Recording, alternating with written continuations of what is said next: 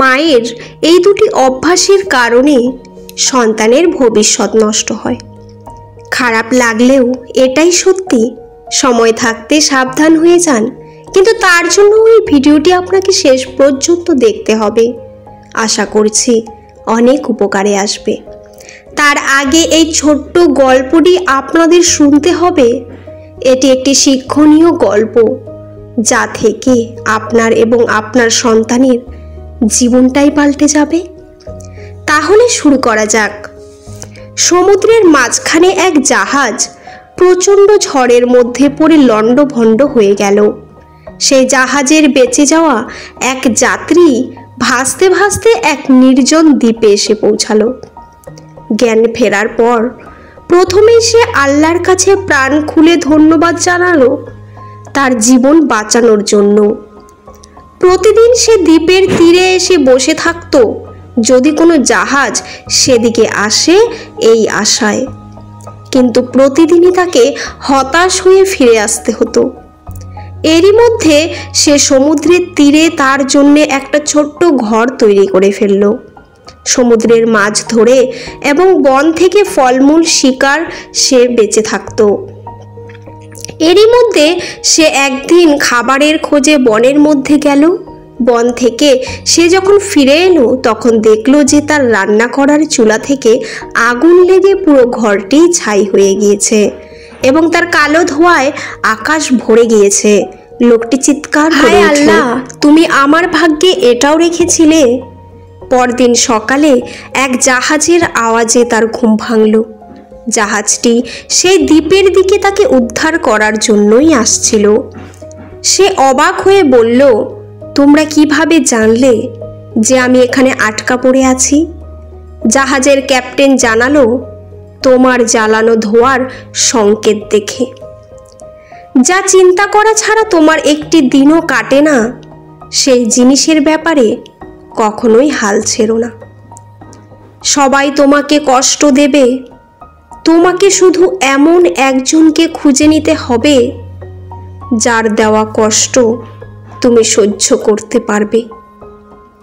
কিছু মানুষের কষ্ট চোখ দিয়ে ঝরে, কিছু মানুষের কষ্ট মেজাজ দিয়ে প্রকাশ করে, কিছু মানুষের কষ্ট হৃদয়ের মাঝে। তবে কষ্টকে যারা প্রকাশ করতে না পারে তারাই জীবনের সবচেয়ে বেশি কষ্ট করে। কষ্ট হলো মানুষের জীবনেরই একটা অংশ, যা চোখের জল দিয়ে বের হলেও হৃদয়ের মাঝে আজীবন গাঁথা থাকে। আর সুখ যদিও মানুষের জীবনের একটা অংশ, তবে তার হৃদয়ের মাঝে গাঁথা থাকে না, হাসির মাধ্যমে বাতাসের সাথে মিশে যায়। যারা নিজেকে নিয়ে ব্যস্ত থাকে তারা কখনোই অন্যের দুঃখকে, কষ্টকে উপলব্ধি করতে পারে না। কাউকে দুঃখ দিয়ে বেঁচে থাকার চেয়ে দুঃখ নিয়ে বেঁচে থাকা অনেক ভালো, কারণ নিজের কষ্টের জন্য কারো কাছে জবাবদিহি করতে হয় না। কিন্তু অন্যকে কষ্ট দিলে জীবন ভরে তার অভিশাপ মাথায় নিয়ে চলতে হয়। সব সময় সুখের কারণ বোঝায় না, মাঝে মাঝে এটাও বোঝায় যে আপনি কতটা বেদনা লুকাতে পারেন। পৃথিবীতে আনন্দ এবং দুঃখ সব সময় থাকবে সমান সমান। বিজ্ঞানের ভাষায় আনন্দের সংরক্ষণশীলতা একজনকেও চরম আনন্দ পেলে অন্যজনকে চরম দুঃখ পেতেই হবে। আনন্দে আনন্দে যতই দিন যাচ্ছে সে আনন্দের পরিমাণ কমে আসছে। আমি জানি এক সময় আমার সমস্ত পৃথিবী দুঃখময়ে হয়ে উঠবে। তখন যাত্রা করব অন্য ভুবনে, যেখানে যাবতীয় আনন্দ বেদনার জন্ম। পৃথিবীর নিয়ম বড়ই অদ্ভুত। যাকে তুমি সবচেয়ে বেশি ভালোবাসো সেই তোমার দুঃখের কারণ হবে। নিজের বোকামি বুঝতে পারার পর কারো দুঃখ হয়, কারো হাসি পায়। জীবনে অনেক বিষয় আছে যেগুলো তোমার নিয়ন্ত্রণের বাইরে, এবং সেগুলো নিয়ে মাথা ঘামানোর মানেই হয় না, কারণ এর বাইরেও তোমার হাতে হাজার হাজার জিনিস রয়েছে যেগুলো তুমি বিজয় করতে পারো। কখনোই হাল ছেড়ে দিও না।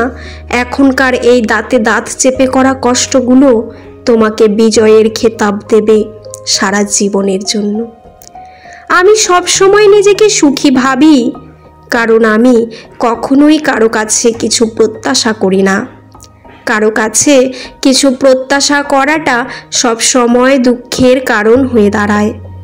জীবনে দুটি দুঃখ আছে, একটি হলো তোমার ইচ্ছে অপূরণ থাকা, অন্যটি হলো ইচ্ছা পূরণ হলে আরেকটির প্রত্যাশা করা। কখনো ভেঙে পড়ো না। পৃথিবীর যা কিছু হারিয়ে যায় অন্য কোনো রূপে সেটি ঠিকই আবার ফিরে আসে জীবনে। ব্যর্থতা হওয়া মানে হেরে যাওয়া নয়, ব্যর্থতা নতুন করে আবার শুরু করার প্রেরণা। হাল ছেড়ে দেওয়া মানেই হেরে যাওয়া। কাউকে বাধ্য করো না কথা বলার জন্য। তুমি চুপ থাকো আর বুঝিয়ে দাও তাদের ছাড়া তুমিও থাকতে পারো। সময়ের অন্ধকারে কখনো কখনো আমাদের জীবন সবচেয়ে উজ্জ্বল মুহূর্তটির দ্বার খুলে দেয়। তুমি ভুল করছো, এটা লজ্জার কিছু নেই। বারবার ভুল করা একটি জিনিসই প্রমাণ করে তুমি হাল ছাড়োনি, তুমি চেষ্টা করে চলেছ।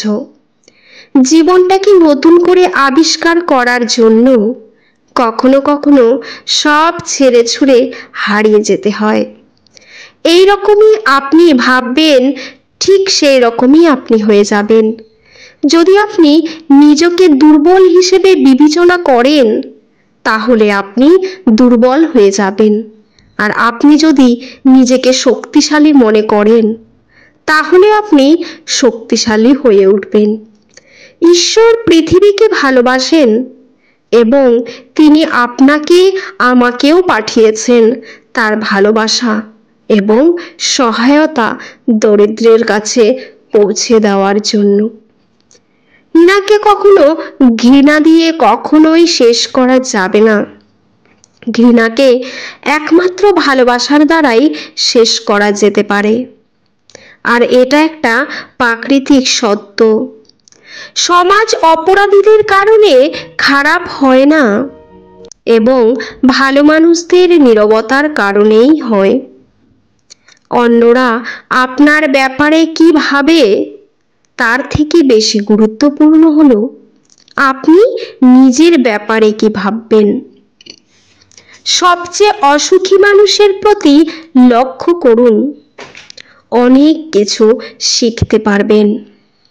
জীবনে যদি কিছু করতে চাও তাহলে সত্যিটা বলো, ঘুরিয়ে ফিরিয়ে কখনোই কথা বলো না। পানির গভীরতা নাকের কাছে উঠে আসার আগেই সাঁতার শিখে নেওয়া উচিত। যদি সুখী হতে চাও তবে এমন একটি লক্ষ্য ঠিক করো যা তোমার বুদ্ধি আর শক্তিকে জাগ্রত করে এবং তোমার মাঝে আশা আর অনুপ্রেরণা সৃষ্টি করে। একদিন তোমাকে ছেড়ে যাবে, কিন্তু জ্ঞান চিরদিন তোমার সাথেই থাকবে। যুদ্ধের সবচেয়ে সেরা কৌশল হলো লড়াই করা ছাড়াই শত্রুকে পরাজিত করা।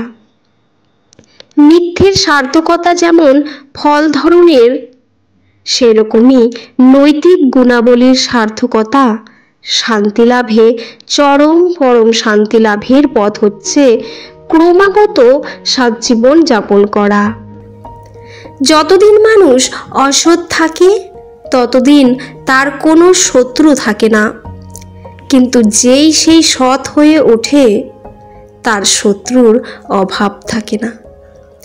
যারা নতুন কিছু খোঁজে না একদিন তাদেরও কেউ খুঁজবে না। ভিডিওটি ভালো লাগলে চ্যানেলটি সাবস্ক্রাইব করে পাশে থাকবেন। পুরো ভিডিওটি দেখার জন্য আপনাদের অসংখ্য ধন্যবাদ। ভিডিওর শেষে জয় শ্রীকৃষ্ণ লিখতে ভুলবেন না। ভালো থাকবেন।